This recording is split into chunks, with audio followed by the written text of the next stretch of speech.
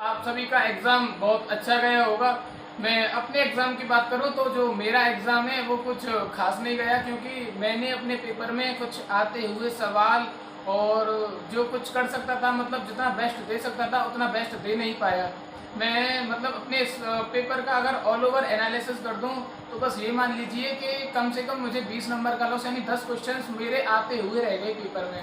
अगर मैं मॉक्स की बात करूँ तो जो भी मैंने मॉक्स दिए थे उसमें मेरा जो स्कोर था वो 230-240 के आसपास जो है मॉक्स में बनता था।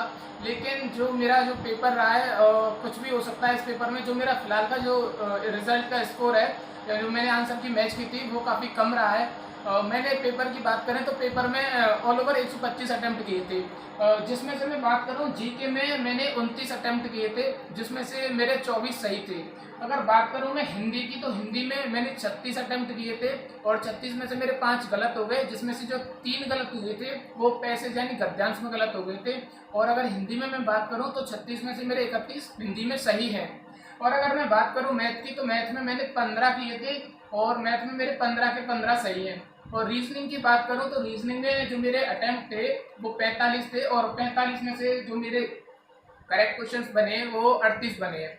तो इस हिसाब से देखा जाए तो जो मेरे 125 टोटल अटेम्प्ट होते हैं यहाँ पे, और अगर करेक्ट क्वेश्चंस की बात करूँ यानी जो सही उत्तर होते हैं मेरे वो 108 होते हैं, और जो मेरा टोटल स्कोर बनता है वो 216 बनता है।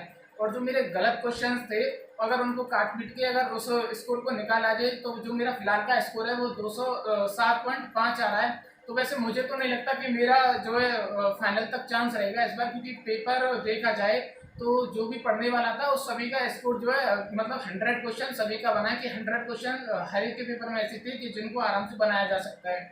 और आप भी जानते हो और हम भी जानते हैं कि जो कट ऑफ है वो तो एवरेज से काफ़ी हाई रहने वाली है, तो आखिर कट ऑफ क्या रहेगी। और बाकी आपकी क्या राय है, आखिर आपके हिसाब से कट ऑफ कितनी जा सकती है, आपके नंबर कितने हैं, क्या मैं आपके हिसाब से सेफ हूँ या नहीं, अपनी राय कमेंट में ज़रूर बताना।